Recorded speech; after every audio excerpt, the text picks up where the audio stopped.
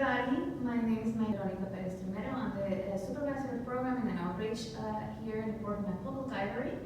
And I'm very happy here to be partnering with the New Hampshire Child Care Licensing and our colleagues across City of Portsmouth departments for this session of Ask the Expert in-home child care and licensing. We know that finding and providing quality child care is a critical need in our community. Whether you are beginning to think about starting an in-home child care business or you are ready to take the next practical steps, today you'll hear from a fantastic panel of local professionals who are here to walk you through the licensing process and answer your specific questions. Let's give a warm welcome to our experts, Christine Cullen, Kim McNamara, Shanti Wolf, Chad Putney, and Peter Ritz.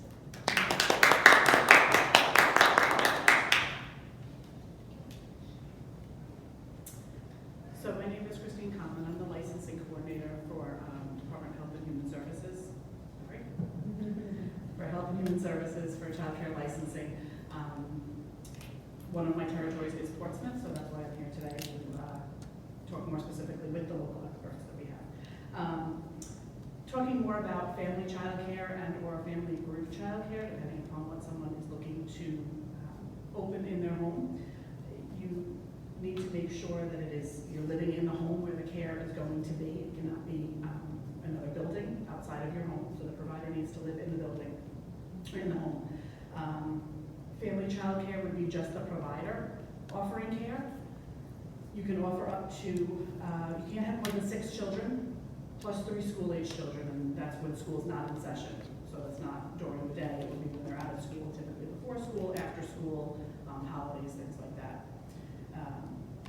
There are limitations that of those 6 children, no more than 4 can be under 36 months, and of those 6 children, no more than 2 can be under 24 months. The other option is family group child care, where you have a provider and an assistant child care worker.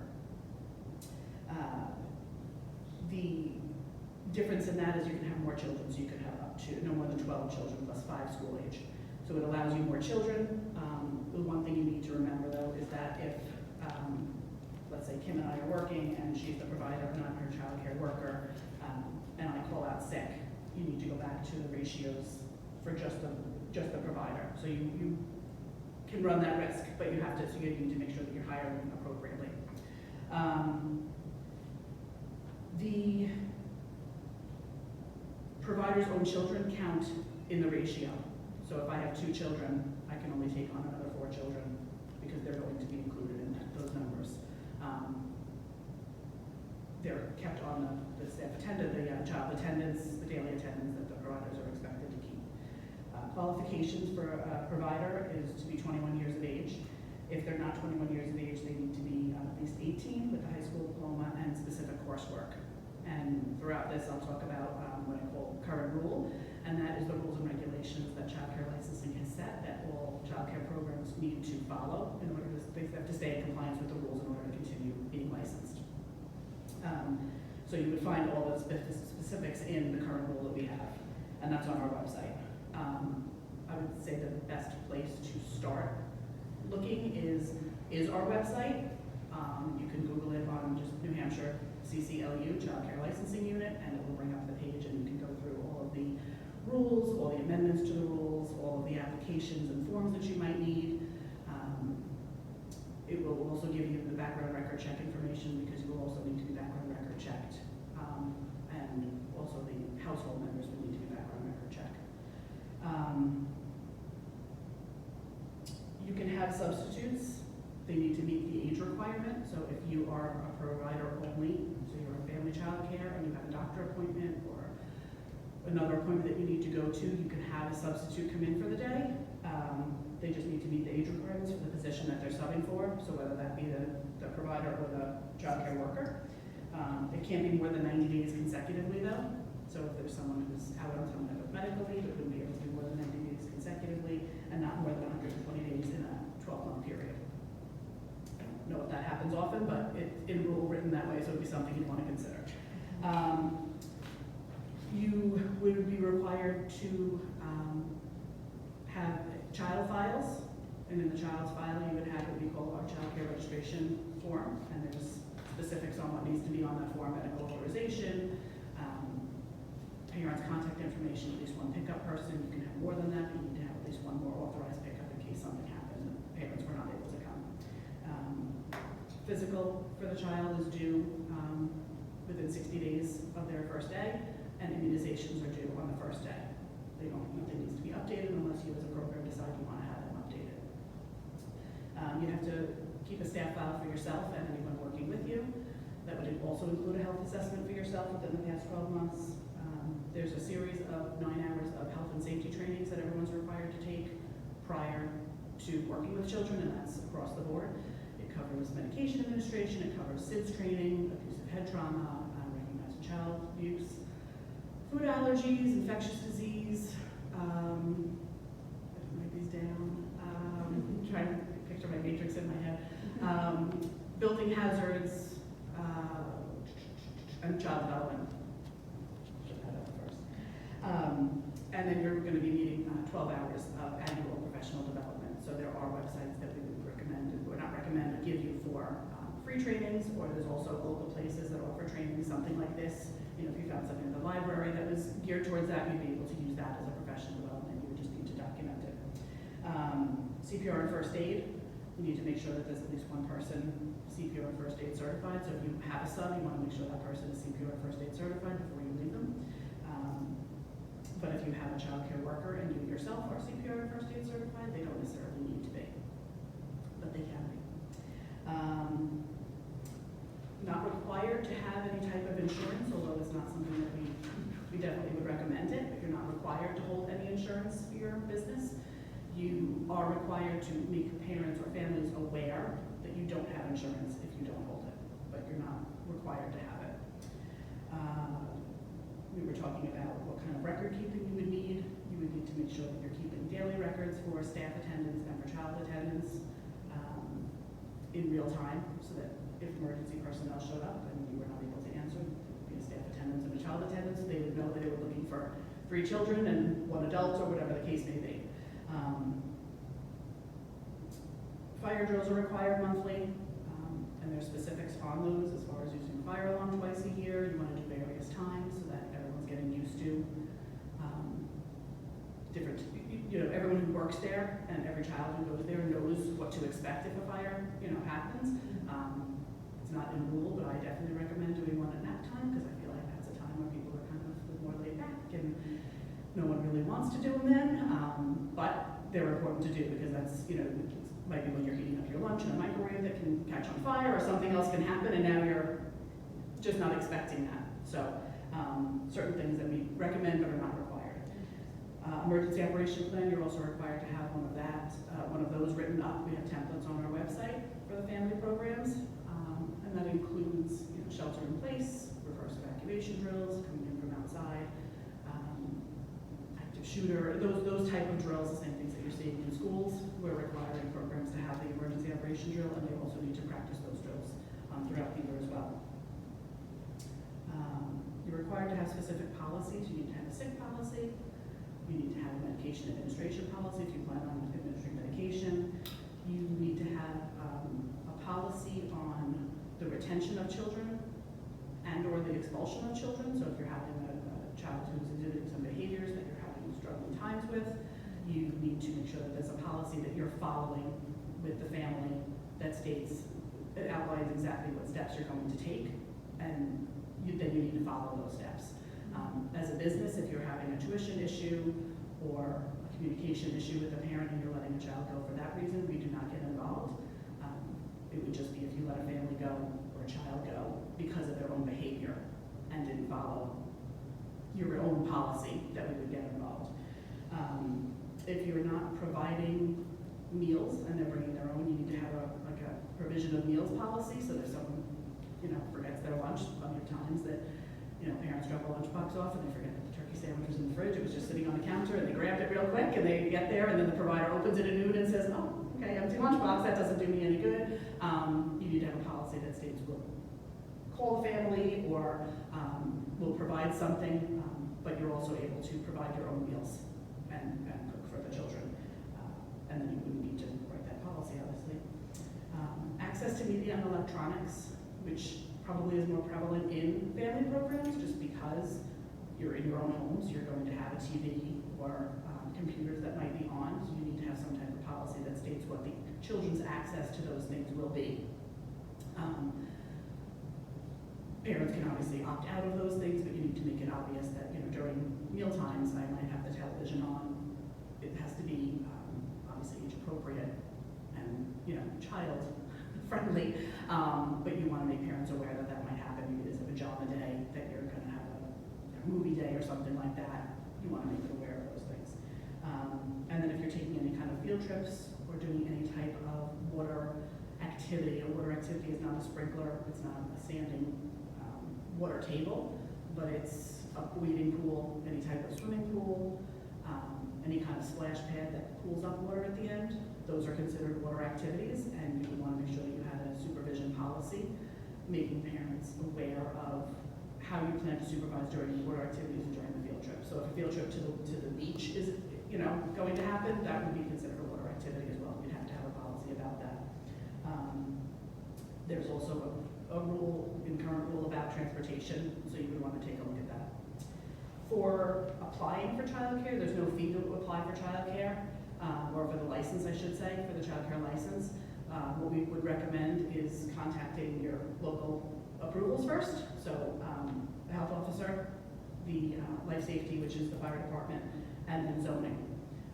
Without those approvals, we can't accept a childcare application, a childcare license application. Whatever they state takes precedent over what we're saying. So if you're requesting for 9 children for family child care and they're only approving you for 6, then that's what we would approve you for. We would not go above what they're stating. If they approved, if it was family child care, we don't measure the indoor space, we just approve it. If it's family group, we do measure the space. So if we measured and it came out for what you wanted and they, you know, had said, oh, you can have more than that, then it would just be what you had requested on your application. May I interject? Absolutely. So,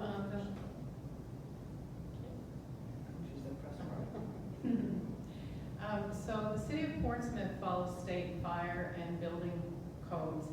And we're focusing today on the simplest types of daycare to open up, which are the in-home daycares. There are other types as well. But people can have up to 5 children in their homes by all of our codes and meet those requirements. And so even though some of these family daycare programs might allow other children, more children, there might be some steps above 5 children that you would have to take. So just be aware of that. Yeah. Again, that's why we require you guys to reach out to the other, you know, experts, because this is just what our rule says. Background record checks we talked about are required. What else do you need for an application? Water testing, if you're on independent water, so if you have a well, there's specific rules to what you would need for water testing. Lead testing in the home if it was built before January 1st, 1978, and that again is on the health form, so some of these things kind of go together. As a provider, you would also need to provide your own health assessment, the CPR certification, first aid certification, and the Pro Solutions before you received your license, so it's kind of like taking on a new staff. The first piece would be, once you get your approvals, you then apply for a child care license, and I would then contact you once I get that complete application and schedule a new visit with you. And that's a scheduled visit, so the provider and myself would schedule that visit. I would come out to the home. We would measure the space if you were looking for family group. If you were just looking for family, we would just see the space. Once you receive the license, it's a permit for 6 months. It's not a full license right away. You receive a 6-month permit. The licensing coordinator, that would, again from Portsmouth, that would be myself, would go out within those first 6 months unannounced to do a monitoring visit. At that monitoring visit, we're going to be looking at our current rule at that time and determining if you're in compliance with the rules or not. So if the outlet covers are out, that would be a non-compliance. If you didn't have the staff attendance filled out, that would be a non-compliance. From there, I would enter the visit. You would receive what's called the statements of findings. We would have the citations on there. You're required to write a corrective action plan. We then approve it, and then you receive your visit. You hang it on your wall. It has to be in a prominent location for people to see. That's considered the permit to full visit, that first real unannounced visit. That's when you would then receive your 3-year license. After that, you receive a monitoring visit annually, at least one. Typically it is one unless there's some reason that you're going to be having some compliance monitoring happening. Typically it's just the one visit. That's also unannounced. The only real announced visit is the first one to come and see your home, and if you ever called us out and said, I want to do a revision of some kind. Other than that, they're all going to be unannounced. The license also has to be posted. Most people post it right near their statements of findings. You are required to relicense every 3 years, and you just basically go through that same licensing application process as you did way in the beginning. You have to get fire and health. You don't have to get zoning again unless you've made changes to the home, but you need to get fire and health again because they need to make sure that everything is still the same way that they approved it in the beginning.